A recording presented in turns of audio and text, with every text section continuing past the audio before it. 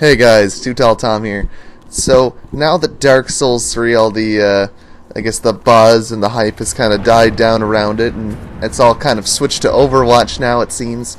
I think it's probably appropriate, now that I've had a lot of time to sink my teeth into this game, to, I guess, give my overall thoughts on the entire Souls series, including Bloodborne, and just, think about, I guess the best way to put it is rating the games, not on a 1 to 10 scale, but just, from a best to worst. Although, I don't know, I hate using the term best to worst when it comes to the Souls games, because none of them are bad games. Like, all of them, there's a lot of craftsmanship, they're great games, lots of replayability, but there's definitely some that are better than others in the series. So I can't really say, just be like, alright, here's the list, done. So I'm gonna try something different. I'm gonna look at it in different categories, and then, once it's all tallied up, that should make it a little bit easier to understand where I'm coming from when I finally get to, I guess favorite to least favorite Souls game would be more appropriate.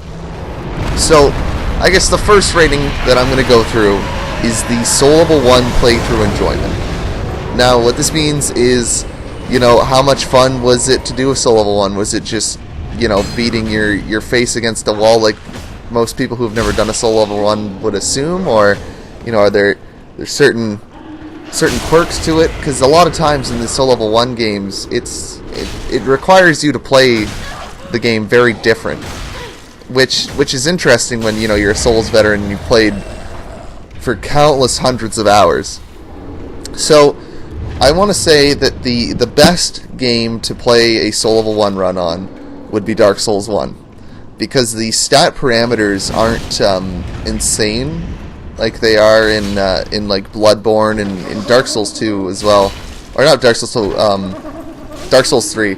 So, you actually end up doing about the same amount of damage, give or take a little bit, as most other people.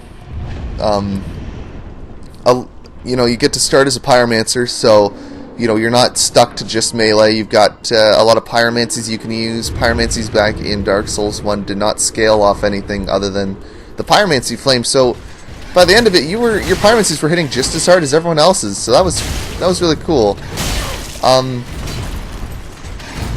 Next on the list would be Demon Souls. Demon Souls is, I guess it's kind of like a half review because I haven't beaten like the final boss in Demon Souls. I think I got to the Penetrator, and I beat like quite a few of the, like, I think I did all of World 1, 2, 3, 4, and 5 up to 2.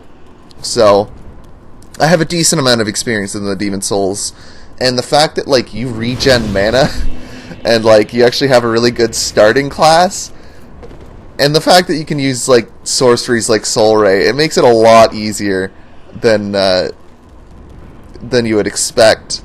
Although, I find a lot of the areas, it's probably more that I don't know them as well as Dark Souls 3. But, oh my god, I just thought of something. I would love to see an NPC fight between the enemies in the Tower of Latria that stun you and then grab you, and the fucking jailers that just drain all your health to 1. I wonder which one would win. Because, like, that's honestly what the Earthhill dungeon reminded me of. It reminded me of the Tower of Latria, and those guys specifically reminded me of my most hated enemies in the whole game. But anyway, so next on the list would be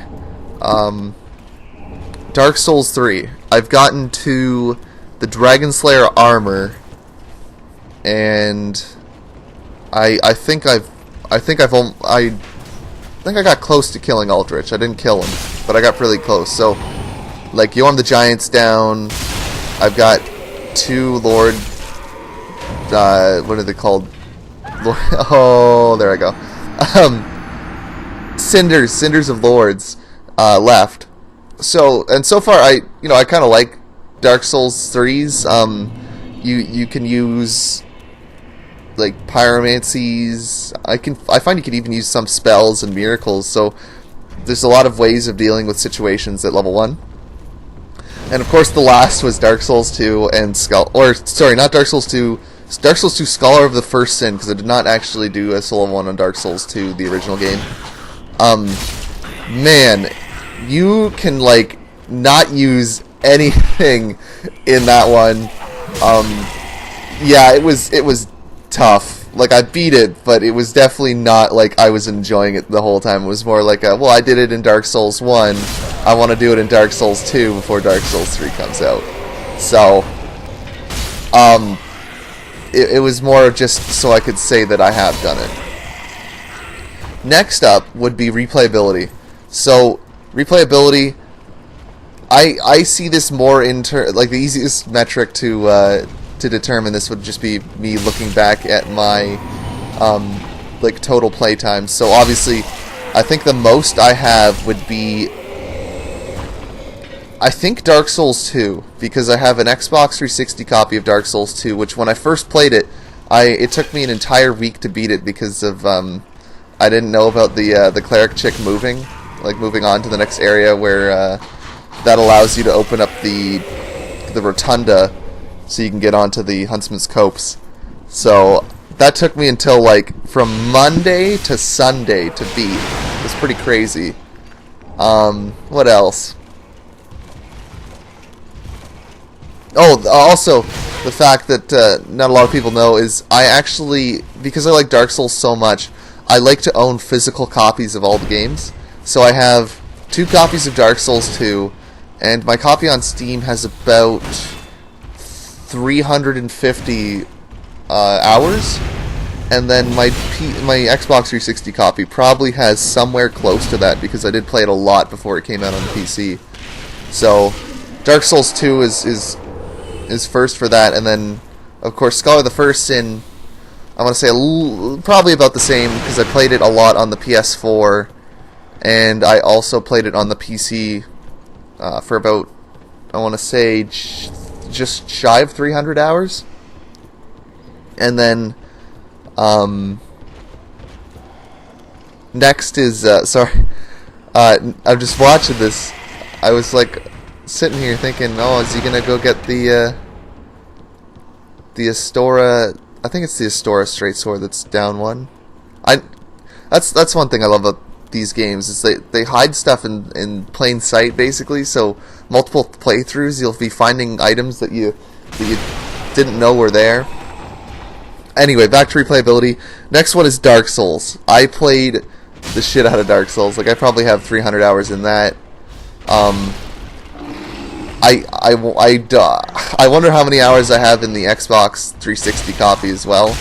Although I'm pretty sure that when I got the PC copy, or no, what was it? I got the 360 copy when it released, and then I was one of those people that was like, oh my god, this game's too hard. I don't think I got through the Undead Bird the first time I played it. Like, I just did not like it. I was like, I'm gonna go back to playing Skyrim, and I had ordered the special like hardcover edition. So I had a friend who was really into Demon Souls and he loved Dark Souls, so I actually just gave him the extra copy for free, just because I'm like, you know what, you're a good friend of mine, and I don't want to just trade this in. So, like, I really do regret trading in some of my special editions. Like, I regret trading in the Halo Wars special edition, because you know, Halo Wars is interesting. RTS Halo wasn't too bad. Anyway, I'm getting off track here. So the next in the replayability is Demon Souls, because I've beaten that. Well, actually, it would be I think Dark Souls 3 before Demon Souls. I think I screwed up on that because I've played through Dark Souls 3 a lot, and there's a lot of different builds I find you can use. And then there would be Demon Souls, because I really need to go back now that I've played through the Souls games and, you know, actually put my time into Demon Souls. I don't think I've given that game the justice it deserves as being the one that's kind of, you know, invented this game that I love so much. And then the final one in replayability was Bloodborne, because I found that, you know, they sacrificed a lot of replayability for the Chalice dungeons, which I, like, they were interesting, but, you know, it really, I don't find that the repetitiveness killed it for me until I noticed that when you got to, like, the new Chalice dungeons, that it was literally the same tile set, but with, like, very minor differences. Like, oh, this one has like, sand. Like, come on. It'd be much cooler if, you know, they had themed areas, like, I don't know, lava, water, fire, like, anything. At least that way, when you're unlocking the Chalice dungeons, there's, you know, you want to keep going because you want to see what the areas are going to look like. And in all honesty, Bloodborne, I was sad because I never got all the gamer score on it, because I think the only one I'm missing is to kill Queen Yarnum, and I just find the Chalice dungeon such a chore to go through that I don't even want to go through until I fight her. It's not even like I've fought any bosses in the Chalice dungeons where I'm like, whoa, this is really incredibly hard. It's just, the Chalice dungeons are just so repetitive, and they're just recycled boss fights that I'm just like, I don't know why you did this, FromSoft. I'm glad that they didn't come back in Dark Souls 3. But on a side note, where's the PvP 1v1 2v2 arenas, FromSoft? Like, I can understand Dark Souls 1 not having them because they didn't really know that PvP was going to be that big of a deal until the DLC. But Dark Souls 2 launched with them. It launched with the two separate arenas. Or no, actually no, there was 3 types of arenas for the 2 covenants. Maybe there were 6. I can't remember how many different arenas there were. I think there was a lot of them. I remember a bridge. I think, yeah, because it doesn't the blue, yeah. I think the Blue Sentinels had 3. And the Invader Dark Wraith Covenant had 3. So, like, there were 6 different arenas that you could play in as a 1v1 arena. Like, that was perfect. And then they took away Estus Flask healing in the arenas. That was that made it really good. Like, I love Dark Souls PvP when when it's you only have 1 health bar and you have to be very tactical with what you do. But anyway, the next one on the list is the world design. First on this list is Bloodborne. I loved the Victorian, like, the streets and just the overall design. With Dark Souls 3 coming in, actually, let me see. No, Dark Souls 1, sorry, coming in, like, with a really close second, because there was a lot of really cool, like, just different themed areas in, like, Dark Souls. I loved the world. A thing I noticed is that no one's really been talking about how Dark Souls 3 captures the exact same, like, essence of Dark Souls 1, where anywhere you see in the world you can go to. Like, that's I love that in Dark Souls 3 now, and that's why it comes in the third for the world design, and then followed by Demon Souls and Dark Souls 2. Those ones are pretty close. I just like Demon Souls more because I liked the like the hub area, and then you just go to the different worlds, so it's not trying to allude to some connected world. And then I think, let me see, yeah, that's those ones. Boss design.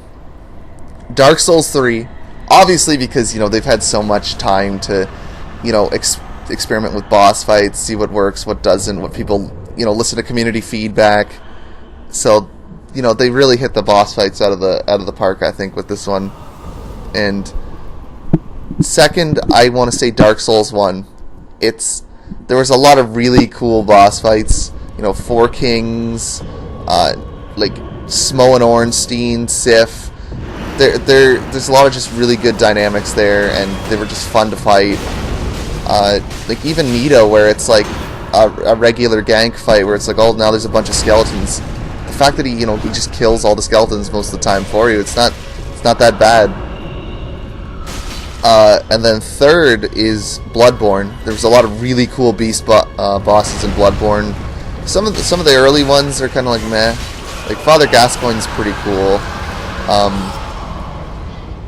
I was never really like amazed by the Blood-Starved Beast. I never actually had a problem with that. Like, I never had difficulty with that boss. I don't know, I find a lot of the times with Bloodborne, it was the difficulty in the boss is you fighting it while you're like, what the fuck am I looking at?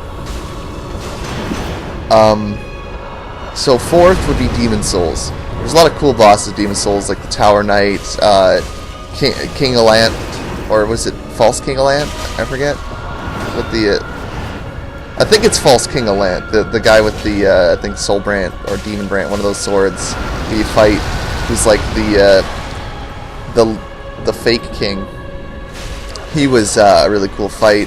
Same with like the Penetrator, like even stuff like the Leechmonger. It was cool, you know. It didn't do a lot of damage, but it like kind of drained your health. And then final is, or I guess fifth would be Dark Souls 2 and Scholar of the First Sin, because they have the same bosses. But yeah, there's a lot of dudes in armor. There were some really cool boss fights, but really, it could have done better. Yeah, that's pretty well like a lot of the things I've written about. There's a couple more categories. I got a lot more categories, all the way down to like the best version of the Moonlight Greatsword.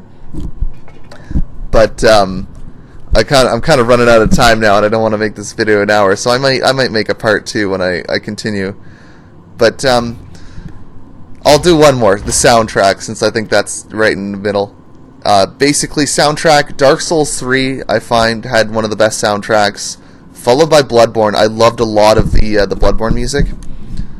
Followed by Dark Souls 2 and Skull of the First Sin. There was a lot of really good boss music there. Ruined Sentinels, I think, if I'm not mistaken, Alon. And Dark Souls had a good soundtrack as well. And then Demon Souls, which I can't really... I don't think there's any tracks that I really stick out in my mind in that one. But, yeah, so... Basically, I think I will make a part 2, because I'm going to have to go through all of these, and then I'll finally go through which one of the Souls games is my favorite. So, until then, you guys will get to... The very few of you that actually, I'm sure, watch this video will get to sit there in anticipation, wondering how the scores equal out and what Souls game is my favorite.